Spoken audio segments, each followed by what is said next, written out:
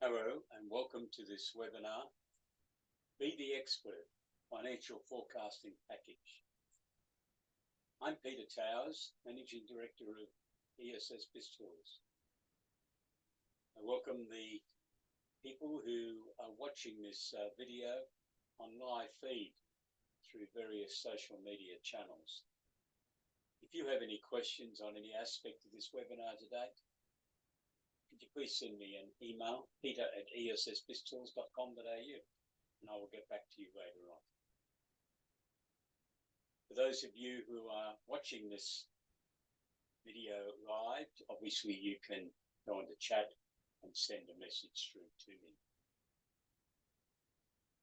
If you're watching this video later on at a time more convenient for you and you have questions or comments that you would like to make, also could you please send me an email, peter@essbiztools.com.au. So today we are particularly looking at the financial forecasting section, which is the level 4 of the services offered by ESS BIZTOOls. It's our top product, and we are giving you an overview today of what's included.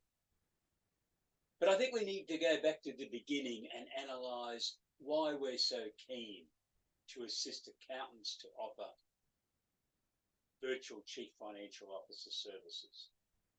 And this means a lot more than just the quarterly or even monthly financial accounts, as I know some accountants are now indicating that you're offering.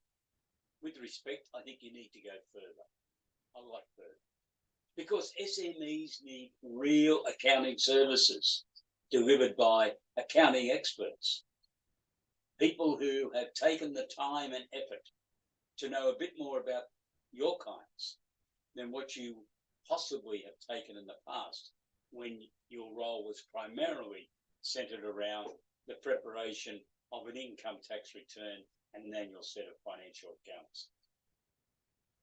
So we start with the 52-week business enhancement system, because 52 weeks are vital for a business every year, not just once a year when they may have traditionally had a meeting with their accountant to go through the annual set of accounts and the tax return. Businesses need far more assistance.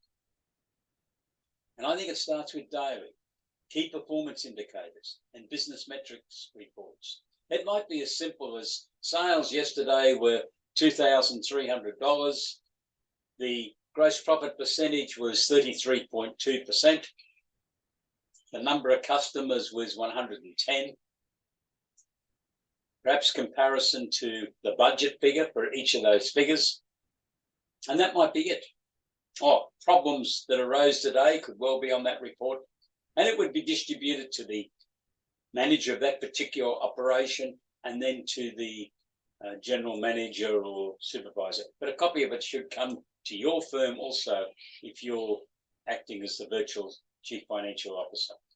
I don't imagine that your accounting firm's going to prepare that report. You would have trained and mentored the office manager or other suitable person within the client's team to be able to produce that report. But an important matter is you should make sure that you're on the recipient list, so that someone in your organisation is checking that that data is being prepared every day, that it's being distributed to the nominated recipients, and that if there is a problem, that you are part of ensuring that that problem is solved as soon as possible. And the problem could be the expectation of the gross profit percentage was 33.2%, and the actual achieved was only 24%. What caused that problem? Now, it could have been a mistake. It might have been deliberate because of a significant special that was run yesterday. But it is something that needs to be investigated so management has a clear understanding of what occurred. I think the next item is very important, and that's the weekly performance and profitability report. I found when I was the Chief Financial Officer of a listed public company that the weekly reports were vital. And since then, I found out that a lot of big organisations produce weekly performance and profitability reports. The real reason is they can take effective action virtually straight away if there's a problem in their systems, a problem in their purchasing, a problem in how sales are made, or maybe someone's made an invoicing error that needs to be fixed because it might carry on for many weeks. That is very important.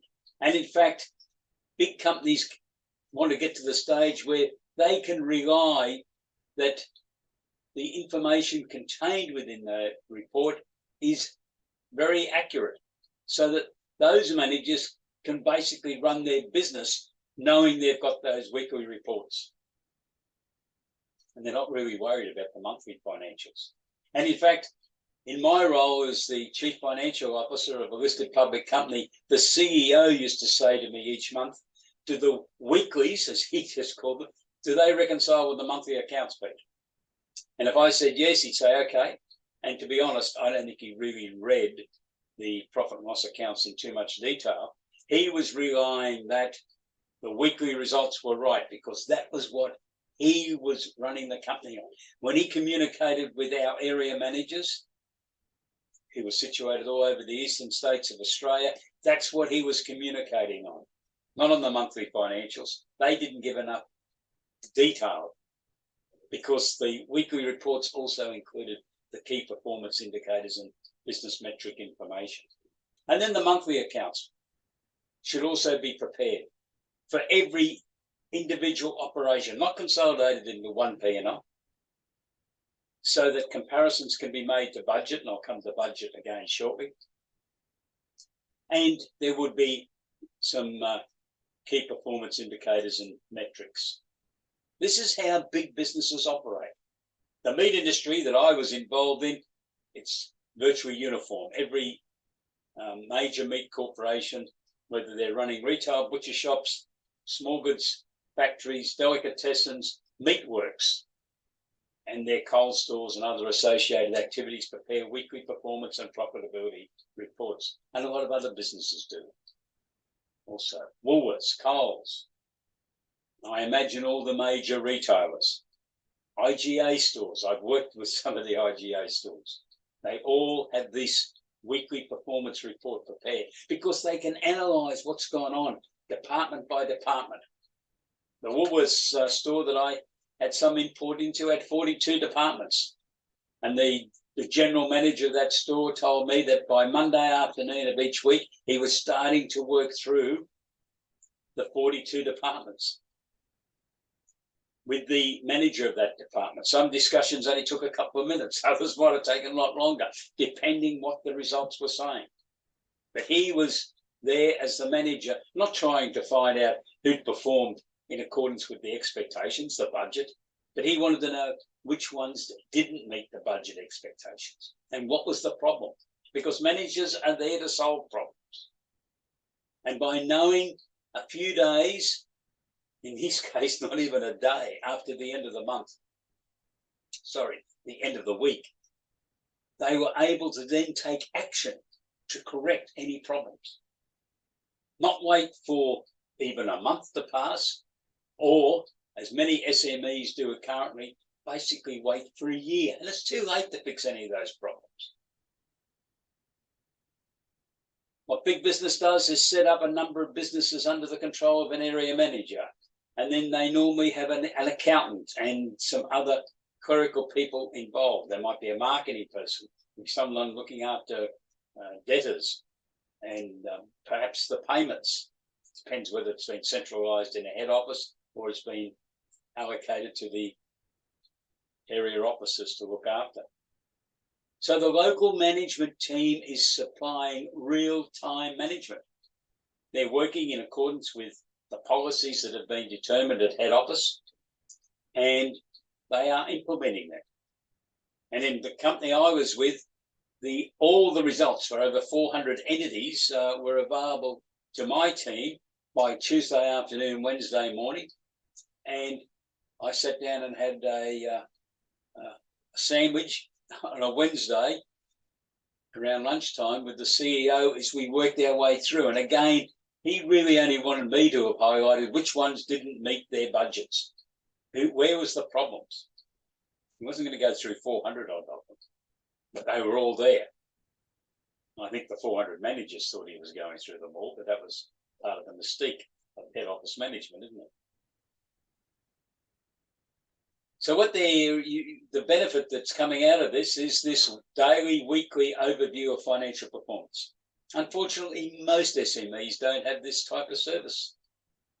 And these are the services that SMEs need, especially in 2024, to survive the challenges which are out there and to scale up. If they're inclined to want to scale up their business operations, they will need proper accounting documentation. So let's go back to the beginning. I've given you the overview. This is what we're trying to achieve. And this is what the product package will assist you to deliver. Accountants offering the preparation of annual accounts and income tax return, in my experience, and I was one of them as the senior partner of an accounting firm, I don't think accountants in that sort of role really understand the full business equation that your clients are operating, because basically you've got no reason to. But you've got a lot more reason to do that if you're the virtual chief financial officer, haven't you? Because if you were employed as the chief financial officer of one of your clients' businesses, you would want to know a lot about the business, a lot more than what I think you would know at present. So please write down if you think you know it all now, and we'll go through a few of those issues in a moment. And what we're saying that you need to undertake is a business due diligence review in detail. Now, for some of your clients, it might only take half an hour. Others, it might take a few hours just to sit down. And we've designed a form which will assist you to undertake this process. Because I think you need to know your client's affairs 1 inch wide and 1 mile deep. You really need to understand it. And what that meant in the role that I had was getting a lot of practical experience within meatworks, on the slaughter floor, in the boning room, understanding what people were doing, understanding what a yield was all about, understanding how retail butcher shops operate. You need to know that same about your clients.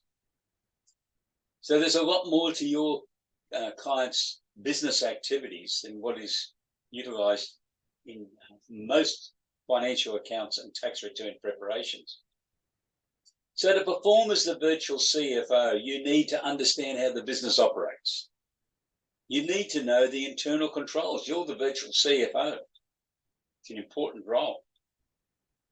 And I doubt if your client's got someone in-house looking after internal controls.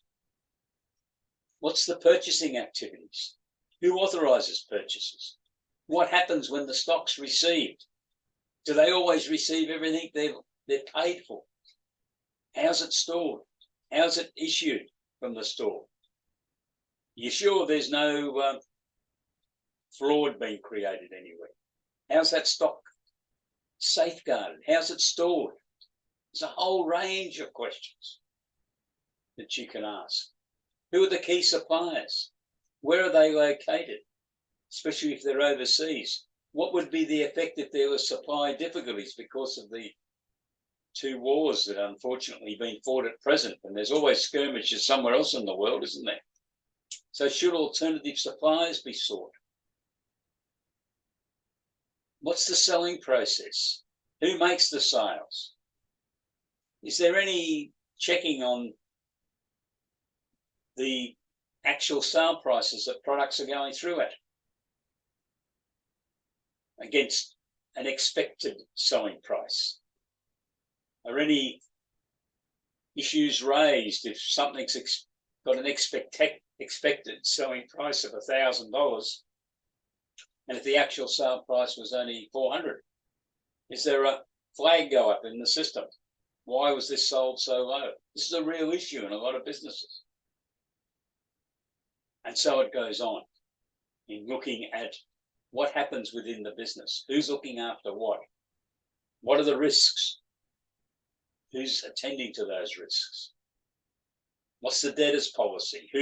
Who makes sure that the due date for payment is stamped on all debtors' invoices, especially if your client is on a business-to-business basis, because they're business to consumer. Hopefully they're getting paid straight away with credit card.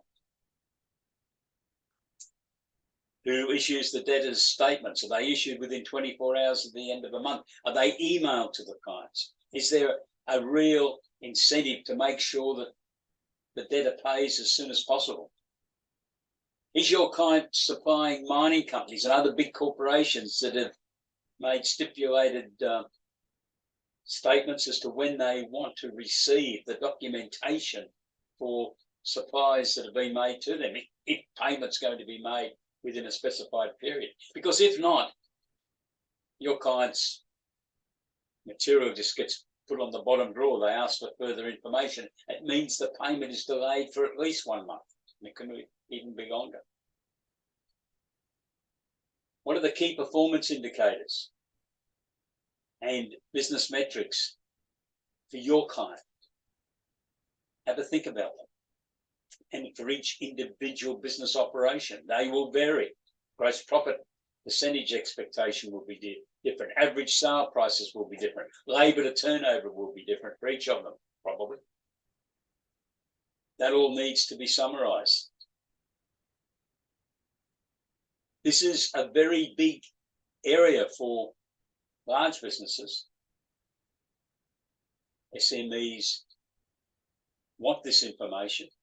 Many of them don't know how to get it. They don't know how to organise it. They need an accounting person, but they normally do not have an accounting presence within their firms.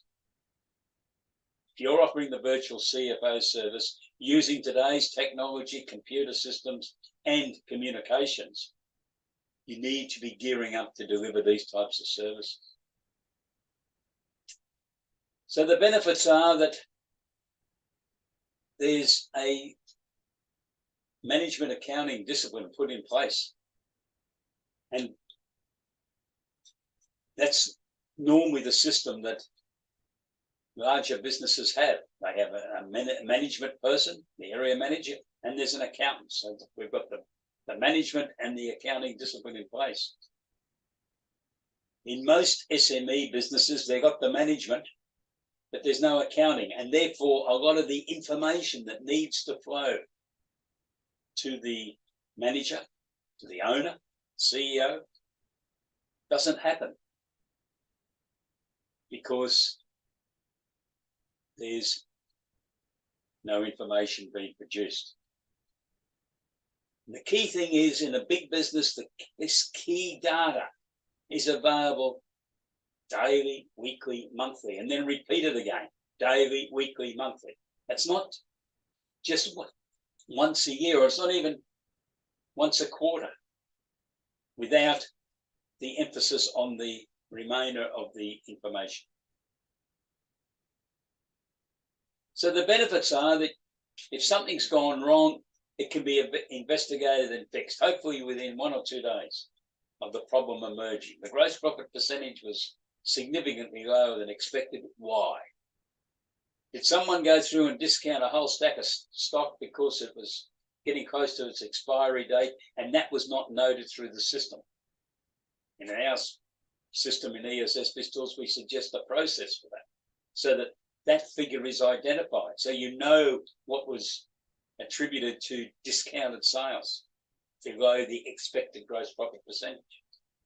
That saves a lot of heartache and searching for information that can be taken into account straight away. And the same thing happens in the weekly performance reports, because what we're trying to do is to investigate the unexpected and eliminate that. Because if budgets have been appropriately set in the first place, that's what is expected out of that business operation for this week, to make a certain profit, to have a certain income. And if that standard has not been achieved, management needs to know why. Now, I'm not suggesting that you as the virtual CFO are going to solve all those problems. Some of them will be purely at the management end, but you will give them the clue as to where the problem might be. So the benefits enable a problem to be sorted out by Wednesday or Thursday, not months later. And most SMEs do not have the benefit of this type of service, do they? At the end of the month, the financial accounts are prepared for each business operation and compared to the budgets. As I think I alluded to before, the benefit of all this is that managers hopefully get the understanding that at the end of the month, the weekly estimates are reconciled with the monthly financial accounts. So what they're getting weekly is very close to the actual at the end of the month, and it can be set up in such a way that that occurs so that they have confidence in those weekly figures to help them run the business, to make decisions, not even to wait for a month to get it.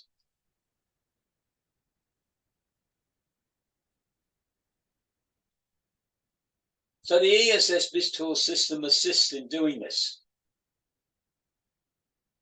because we've used my experience as a practicing accountant, senior partner in an accounting firm, chief financial officer, company secretary of a listed public company,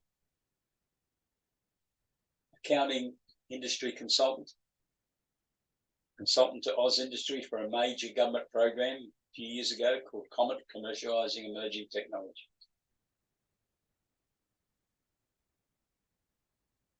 I devoted my attention to understanding the commercial side of running businesses because I think that is where the accounting influence needs to be felt. Tax is important, there's no doubt about it, but it doesn't help run businesses. We have a role as the accounting profession to be supplying services to SMEs to help them run better businesses, to help them survive. About 6 or 7 weeks ago, there was an article in the Financial Review that was written by the CEO of MYOB, who indicated that on his research, a lot of people start off with great ideas to run small businesses. They kick off. But within 6 months, they seem to hit a brick wall. Why? He said they basically do not understand financial management. And if they communicated with an accountant before they started, that message never got through to them, financial management. So they need a plan, they need a budget to understand that whilst they might have started off with what they thought was a lot of money, after 6 months, reality starts setting in for a lot of them. And that reality is that they had the money to start with, they went out and equipped a business, bought a new car, assembled a team, spent money on training the team, getting them ready. Then they had to go through that period where sales are not as high as what they may have budgeted. That might be the problem. Their budget was that, or they might not have even had a budget. And a lot of people don't understand that suppliers are they've got their own discretion as to what the trading terms are going to be. And a lot of suppliers expect cash on payment, or cash on delivery of goods. Whereas your client might have thought they were going to get 30-day credit terms, or they may be on 7 days or 14-day payment. If they don't pay it, they get no more goods. So that can start eating up the cash flow. And then if they're selling to businesses, they forget about credit terms. They think everyone's going to pay them in 30 days. Unfortunately, they don't. So they're carrying debtors. And that might be already out to 45 to 50 days. So half the time they've been in business is reflected by those sales still owing to them.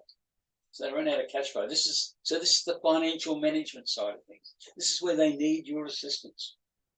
And this is where they need the paperwork in front of them. The budget's prepared accurately in the first place. So if the client comes in and says he's going to have 30-day trading terms by suppliers and everyone's going to pay him in 30 days, I'd be querying that and saying, hang on, that's not how it works. Who told you the suppliers are going to supply on the basis you pay them in 30 days? And if they're buying someone else's business and the answer is, well, that's what the current guy's getting, that's no guide either, is it? Because the supplier might say, well, we don't know you, mate. We don't know anything about your background. You've never run a business before. You've already told us that. You've given us your profile. You've been employed by an organisation that's had a whole range of decision makers surrounding you, making the decisions. That it may appear to you that business is quite easy, but it's quite tough. So the first document that needs to be prepared is the plan, the business plan.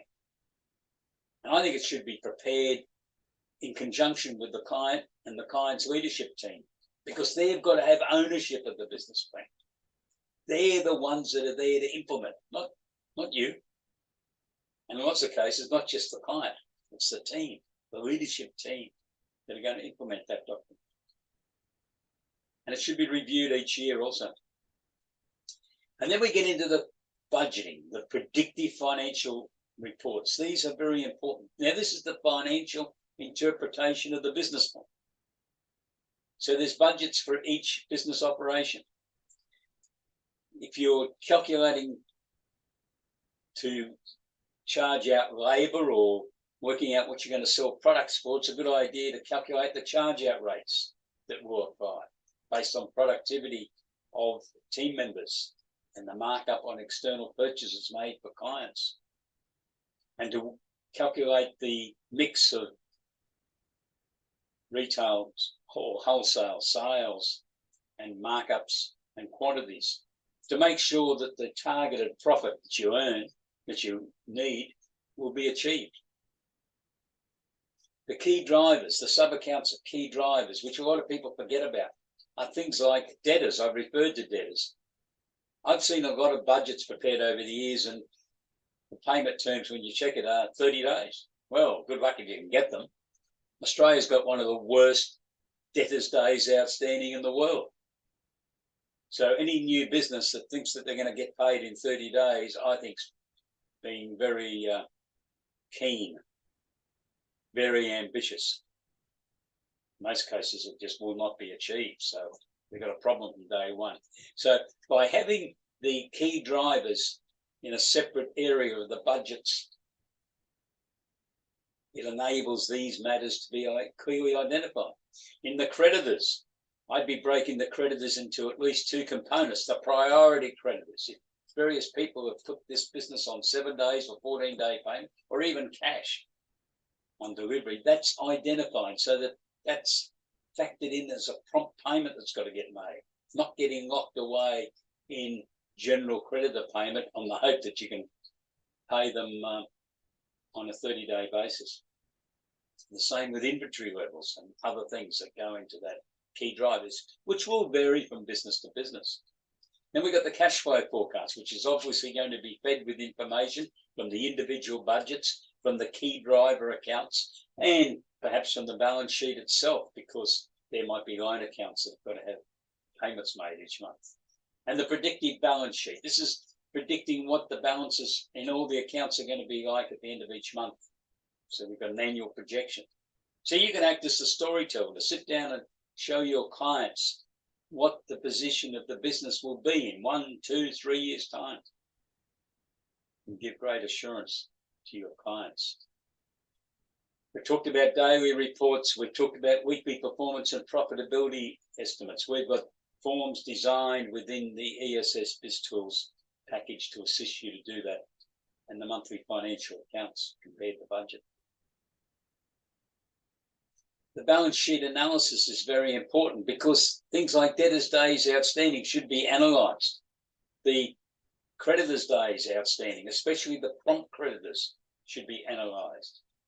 And for the month-by-month accounts, I'd be showing in the balance sheet two accounts for creditors. One is the priority creditors, second one is general creditors. Just split them up so you can make sure your client's looking at them. At the end of the year, when you put it all together, you can get rid of some of these sections by merging those accounts. How's the stock turn go? The other key analysis is cash flow analysis. What's the variations from budget?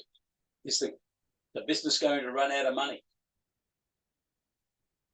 And then we can have rolling forecasts prepared. This is where, in effect, the budget papers are updated with the rolling forecast. We don't interfere with the preset budget for the year. That stays as the budget, but we then have some modifications within the rolling forecast. Now, to do all this, we're using software produced by PlanGuru, an American company that the owner was an accountant who was frustrated about preparing these sort of reports for his clients. So he sat down and wrote budgets and cash flow forecasts, key drivers, objective balance sheets to suit SMEs and also to suit accountants who were delivering this service. So it's a great package and it's included in what we're offering. And then there is the opportunity to produce a monthly financial report, which would be submitted to the board of directors or the board of advice that the business has. The periodic work that we envisage you'd be involved in is strategic review. Each March through to June is an ideal time to run through with the key people a strategic review. Where are we? Where are we going? Concentrate on key clients, key suppliers, key staff members, developing their skills and their experience, what needs to be done. And obviously the income tax returns, they're still got to get done. They're important. But there's a whole range of other issues, as you can see from what we're talking about today. Chief Financial Officer service assignments. It might be business funding proposals. Chief Financial Officer's got to keep their eye on the cash flow situation all the time. So is the company in a position to raise loans? They've got assets that can be offered as security. Many SMEs haven't got that luxury. So we need to then be mindful all the time of the ability to raise capital.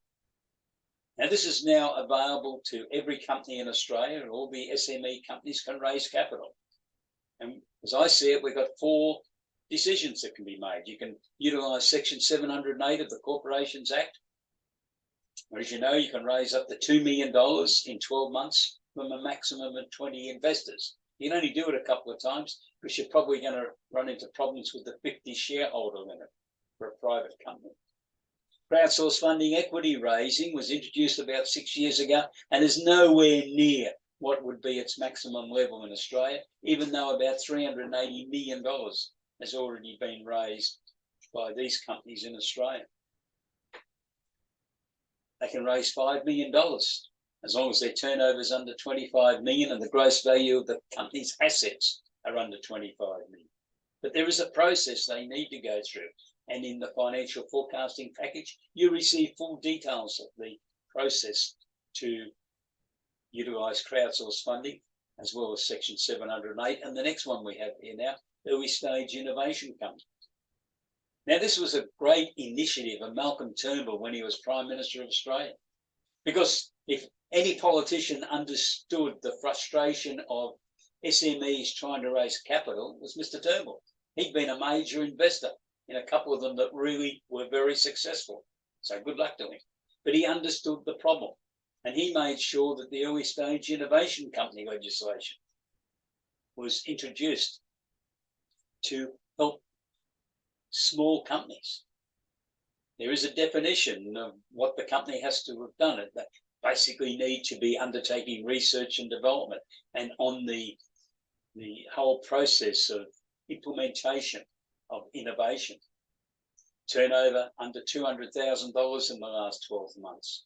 Expenditure under $1 million in the last 12 months. Primarily under 3 years of age, but you can get a company approved up to 6 years, depending on certain circumstances.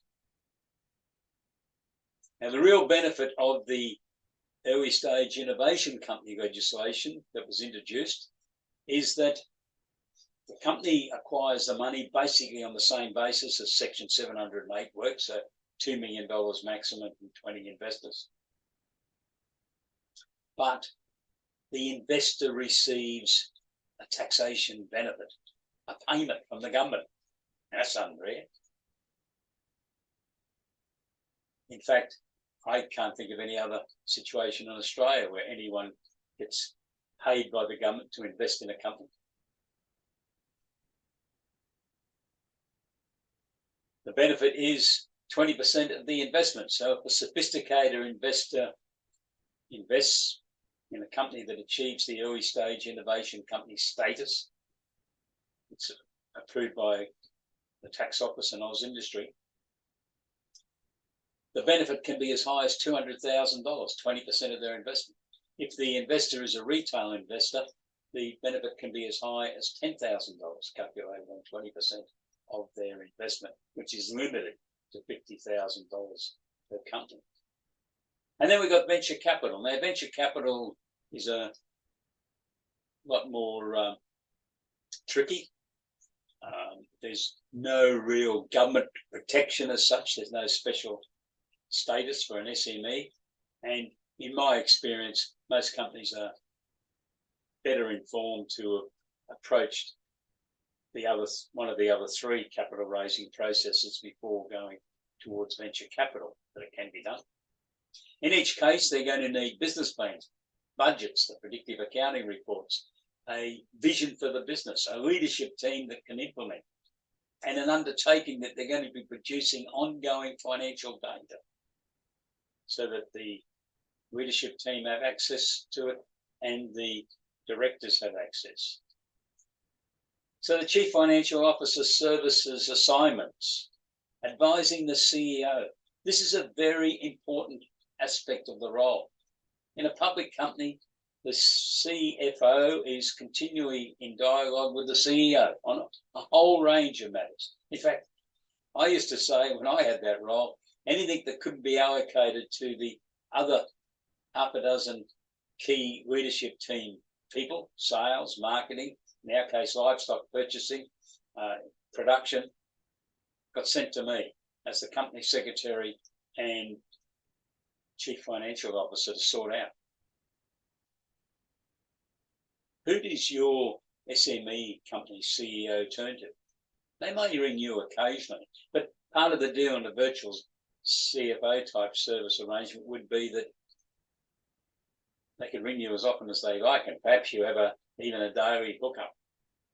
A bit like very similar to what would be happening in a real situation if you were a full-time employee in that company. Corporate governance mentoring is a bigger and bigger issue for the leadership team to make sure they understand how board of directors operate and how board of advisors operate, what their roles are there for. Risk management is very important as the company or the business got the policies in place. The personal property securities register, is there an understanding of how that works? Government grants is another way that you need to be aware of. Research and development. Bearing in mind that a SME and an SME for research and development is a company with a turnover under $20 million. The R&D rebate is 43% of the legitimate research and development expenditure. If the company happens to be trading at a loss, the company can ask for a refund of that 43% of research and development expenditure, as long as the tax losses exceed that figure. The Export Market Development Grant is available. $770,000 can be claimed over a 3-year period, but not consecutive. It doesn't have to be consecutive. So your client could go in for a couple of years, build something up and do some more. And it also applies to a business based in Australia that's offering services to overseas residents. Come to Australia and we'll take you sailing around Sydney Harbour. Come to Australia, we'll take you to Cairns and we'll take you out on the Great Barrier Reef. Those types of businesses, but the expenditure that they incur on promoting those activities to overseas residents can be a claim under the Export Market Development Grant. And we have the Business Growth Grant, which is a replacement to the Accelerating Commercialisation Grant, which operated for 12 years and supplied great services to Australians wanting to scale up their businesses, wanting to go from research and development on an innovative project right through to having it business ready, able to trade with the public, all documentation in place, all training complete. And there's various other government grants. In fact, there's hundreds of them offered by the Australian and state and territory governments and some local government organisations that you would need to be aware of to suit the locality of your client. There's obviously internal control reviews that need to be undertaken. Performing the company secretary role is very important. And I think it's an appointment that you should be saying to the client you would take on, unless they had someone there who was experienced and competent in performing that role.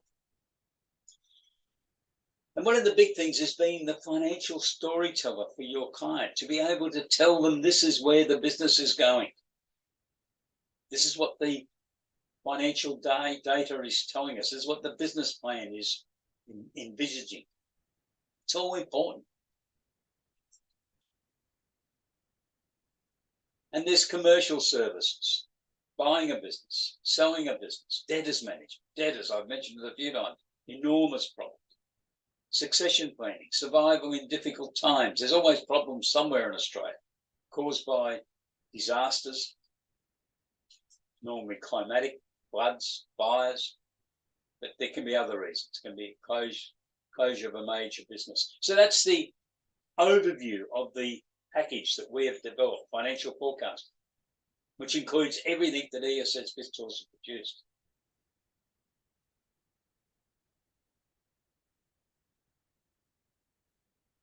Now, the financial forecasting package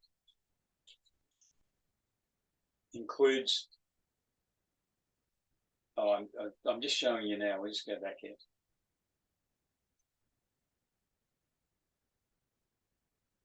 We have other packages, exclusive, and they include the material for PlanGuru software, which I mentioned earlier, and that's part of the deal. So you get access to the PlanGuru software, so it will enable you to have 10 clients on that system at any time doing budgets and cash flow forecasts for them. Normally that's only 3, but we negotiated a separate deal with PlanGuru to be able to deliver that. So the financial forecasting package